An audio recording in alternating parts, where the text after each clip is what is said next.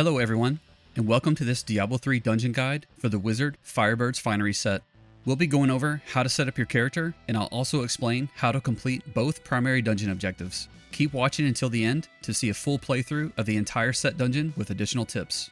To get started, let's first take a look at the set bonuses so we'll know how to gear out our character. This set provides buffs associated with Disintegrate, which is a channeled skill requiring you to stand still and cast while your arcane power resource drains over time. Disintegrate applies a debuff to monsters called Ignite, which causes them to take damage per second until they die. Hitting monsters with a non-channeled fire spell also deals increased damage to monsters with the Ignite debuff. However, I found that leveraging this mechanic was not necessary, since Disintegrate alone did plenty of damage to kill monsters in the dungeon, so I did not use a non-channeled fire spell in the build. Casting Disintegrate also applies a stacking buff to you called Combustion, with a maximum stack count of 50.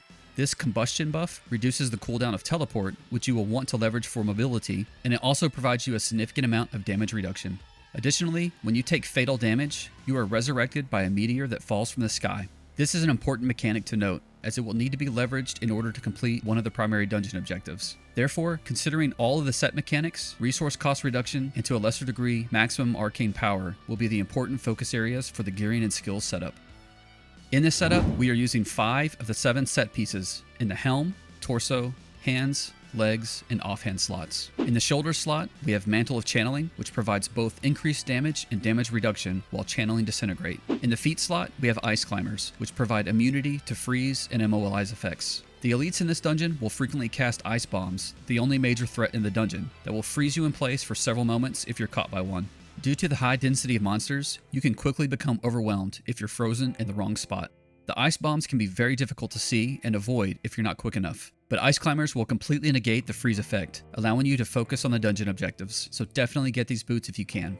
In the wrist slot, we have Ashnagar's Blood Bracer, which increases the strength of our shields for the magic weapon skill. In the waist slot, we take Hergbrash's Binding, which significantly decreases the arcane power channeling cost of Disintegrate. This belt is a major quality of life improvement, so definitely try to get it if you can. In the main hand slot, we have Death Wish, which further buffs damage while using Disintegrate. The jewelry slot gear really isn't critical and provides only marginal buffs to completing the dungeon. In the next slot, in one of the finger slots, we have set pieces the Traveler's Pledge and the Compass Rose, which provide buffs when moving or standing still. In the second finger slot, we have Convention of Elements, which provides a damage increase. When it comes to rerolling stats on the gear, the top priority is resource cost reduction, especially if you aren't able to obtain the Hergbrash's Binding belt. Otherwise, take anything that boosts damage output or survivability.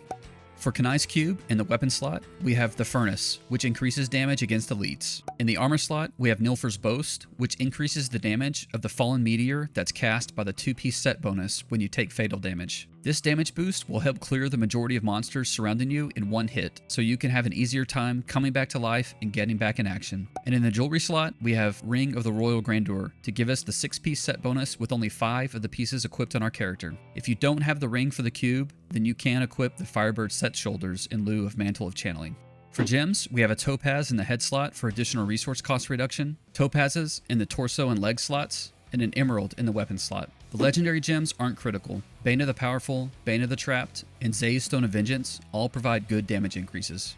For Paragon, the main priorities are movement speed, maximum arcane power, and resource cost reduction.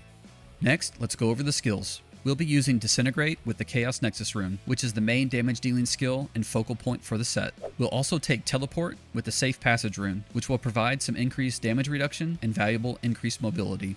Next, we have Frost Nova with the Cold Snap rune. One of the primary dungeon objectives requires you to purposefully take fatal damage and hit monsters with the meteor that revives you. Due to this, we take Frost Nova to be able to freeze any surviving monsters when you are resurrected, to give you some breathing room to kill off the enemies and re-establish your combustion buff stacks. Next, we have Magic Weapon with the Deflection rune for increased survivability, Familiar with the Arcanaut rune for increased arcane power generation, and Energy Armor with the Energy Tap rune for increased maximum arcane power. For the passive skills, we have Astral Presence, which provides buffs for arcane power, Audacity, which provides a damage increase, Evocation, which provides increased cooldown reduction for Teleport and Frost Nova, and then lastly, Unstable Anomaly, which provides an extra cheat death. This can save your dungeon run from an untimely death when your 2-piece set bonus cheat death mechanic is on cooldown.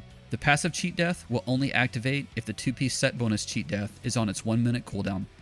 It may be worthwhile to note that some of the skills providing increases to arcane power generation may not be needed if you are wearing the Herdbrash's binding belt, so feel free to swap the skills out for anything that can provide additional damage or defense.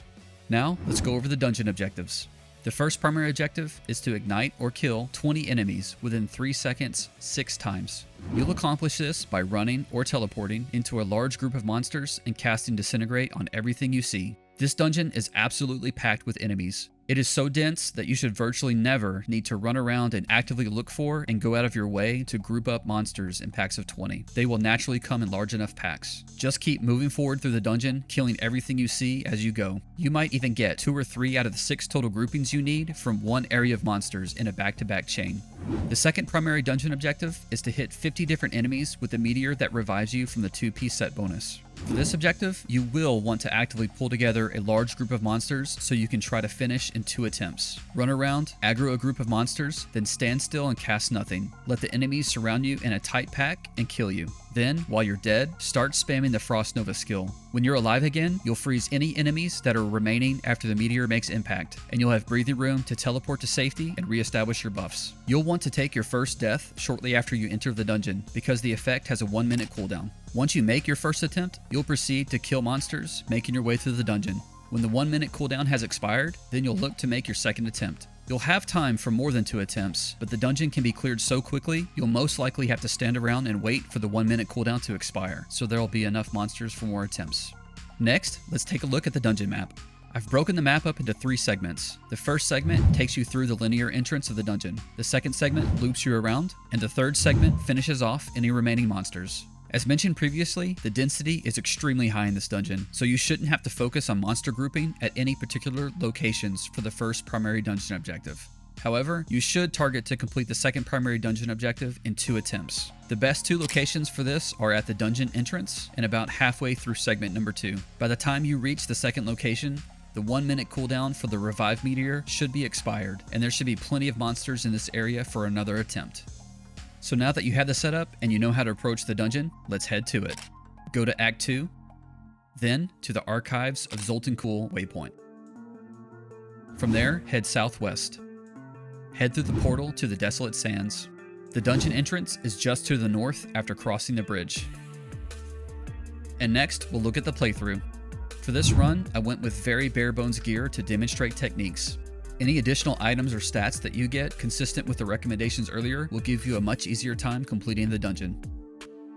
Once inside the dungeon, cast your magic weapon, energy armor, and familiar buffs. And let's go for our first meteor revive attempt.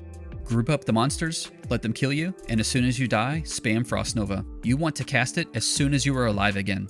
Then burn down the enemies with Disintegrate. Now, head forward and look for more large packs. Make sure you do not have a follower assigned in this dungeon, they will just get in the way.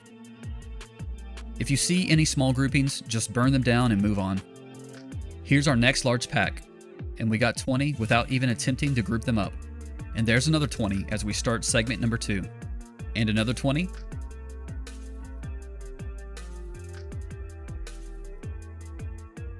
There's our 5th 20 enemy grouping.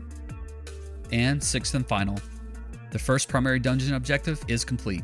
The density in this dungeon is just too amazing. Now, we just focus on killing until our meteor cooldown has expired.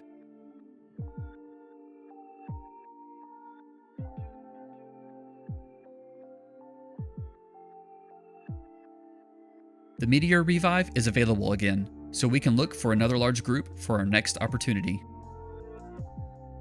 Let's try it right here. This looks like more than enough.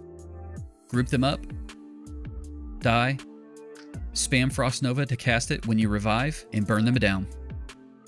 Both primary dungeon objectives are completed, so now we can just focus on killing the remaining enemies.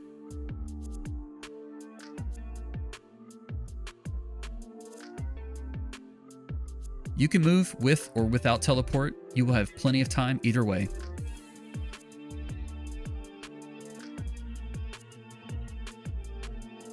Just try to keep every monster in front of you, so none get behind you and get lost. You don't want to unnecessarily have to backtrack to find any stragglers. We're going to be approaching the cooldown expiration for our meteor revive again. If If you need a third attempt to complete the second primary objective, then you'll want to back off on killing and wait to round up another group. Now we head through segment number 3 to clear out the remaining enemies. And we're done. Good luck trying to finish this one. If you enjoyed the guide and would like to see more content, please consider liking this video and subscribing to the channel. Thanks for watching.